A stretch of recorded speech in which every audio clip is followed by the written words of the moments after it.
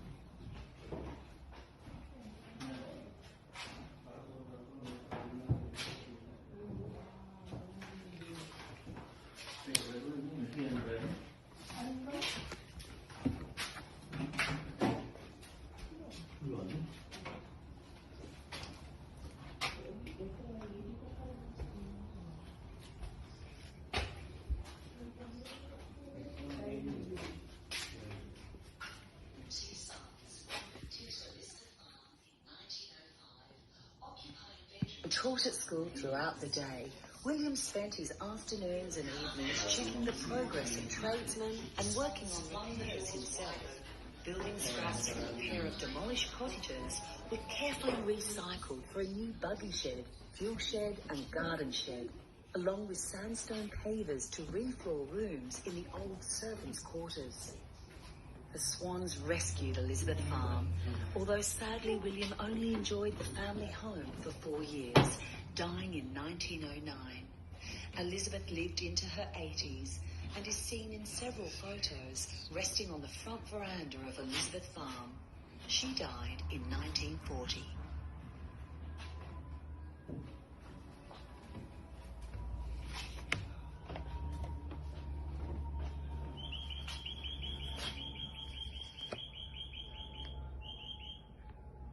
Scarlet fever, a painful disease that produces a searing rash, aching throat and swollen tongue, swept through Parramatta in May 1849. A few months later, it appeared at Elizabeth Farm, striking poor Isabella Bowman, the 15-year-old granddaughter of Elizabeth Macarthur. Up until the fever hit, Isabella had shared her grandmother's bed, but now the risk of infection was too great for the 83-year-old matriarch. So Isabella was confined in a cramped and stuffy spare room behind this wall on the other side of the fireplace, isolated from the rest of the family, and in particular the frail Elizabeth, who too had struggled with sickness in recent years. Her last few summers had been spent far away from Elizabeth Farm, with her youngest daughter and son-in-law at their harbourside cottage on Watson's Bay.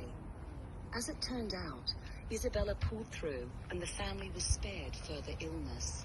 In early August, Elizabeth was relieved, writing, "She, in a day or two, may join the family at the table without fear of further contagion.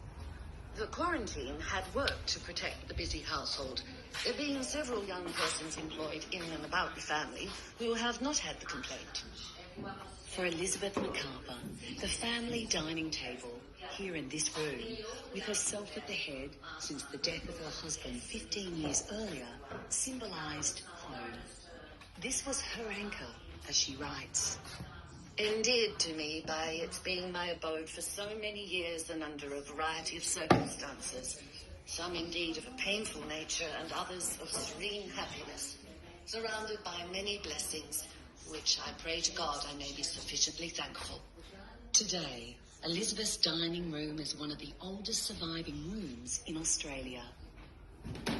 In 1793, when a simple 4-roomed brick cottage was finished on Macarthur's initial 100-acre grant, this was probably a bedroom. 30 years later, after major renovations, this became the dining room. So let's consider what this table and this home really meant to Elizabeth. Elizabeth's childhood in England was far from stable. Her father, a simple farmer from Devon, in England's southwest, died when she was 6, leaving her mother in financial strife. A few years later, her mother remarried, placing the timid 12-year-old Elizabeth in the care of relatives. Though well-schooled in a small country vicarage, her marriage in 1788 to the restless soldier John Macarthur was a turning point. To friends and family, the match had its problems. I was considered indolent and inactive, she later recalled, and Mr. Macarthur too proud and haughty for our humble fortune or expectations. But soon, with their sickly child, born a few months after their wedding, they were sailing for New South Wales. Both were confident that John's new posting as an officer in a far-flung prison settlement held more opportunities and promise than either could hope for in England. During the next 6 decades, Elizabeth endured years of separation from her sons and husband, who travelled back and forth to England. One of her sons, the 7-year-old John, she never saw again. Her eldest son Edward left home when he was 8 and only returned twice in her lifetime. While she saw her family's wool-growing empire expand and their merino flocks become the toast of empire, she also weathered the storms of her husband's ferocious temper and his sad descent into madness and death. By the mid-1840s, when this portrait was painted, Elizabeth was still living in this tranquil, tumbling-down cottage. Here at her dining room table, breakfast at 11 a.m, dinner at 4 p.m. were regular household rituals. And on Sunday nights, it was here that Elizabeth conducted evening prayers. As her daughter wrote, "Sometimes the tradespeople employed by the family come, and with the servants, cottagers and their children, we have quite a congregation." Refusing to leave Elizabeth Farm for more genteel surroundings, her final days were spent patching and mending her ancient abode and quietly enjoying her garden with visiting daughters and grandchildren. Elizabeth was 84 when she died in February 1850. She was buried beside her husband in the family's private cemetery on Camden Park Estate.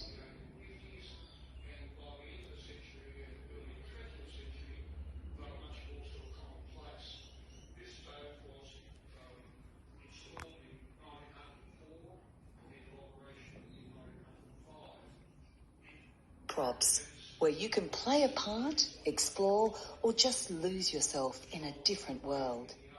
According to its first curator, James Broadbent, this element of theatre allows us to understand, through experience, what it was like to live in a house like this in a strange and different time. As Broadbent says, "In this lies the value of having house museums. Not to indulge our own romantic fantasies, but to bring to life, as faithfully as we can, another lifestyle in another age." But back to June 1967. This was a crumbling house in a tangled garden, way too much to manage for the 3 remaining Swan sisters. It was time to sell. The problem was, who would buy it? In a fascinating twist, plans were made by its original owners, the Macarthurs, to buy back the farm. A private trust was formed, steered by Denzel Macarthur Onslow, Macarthur's great-great-grandson, along with the historian Malcolm Ellis, Supreme Court Judge Ray Else Mitchell, and other powerful backers. The Swan sisters happily sold their home to the newly formed trust and moved out in 1968. The Trust's vision from the start was, in their words, to purchase, restore and exhibit Australia's most historic building. Money would come from public appeals, subscriptions and corporate donations. Above all, there would be no government assistance. This was independent, local and decentralised action, leading the way for other preservation groups to follow. 10 years on, the experiment had failed. Struggling for funds and lacking in skills, the Elizabeth Farm Trust was criticised for its slow progress and for putting the place at risk. The New South Wales Environment Minister, Paul Lander, described the sorry outcome. "A very sad picture of what was obviously a total failure. If the situation was allowed to continue, the building would simply fall to bits. That would be the end of it." Reports of ceilings, woodwork and floorboards being torn out and new plumbing added for a caretaker's flat made conservationists furious. John Morris from the National Trust put it more bluntly. Having done that much, they ran out of money. It's too important a building for it to be simply patched up and treated like a wooden shed museum in a country town. Around 1974, the government architect, Charles Weatherburn, visited Elizabeth Farm. His photos and notes taken throughout the house, in all its glory of peeling paint, crumbling stone and broken plaster, was the catalyst for future government involvement. And by the look of the photos, it was long overdue. By 1977, change was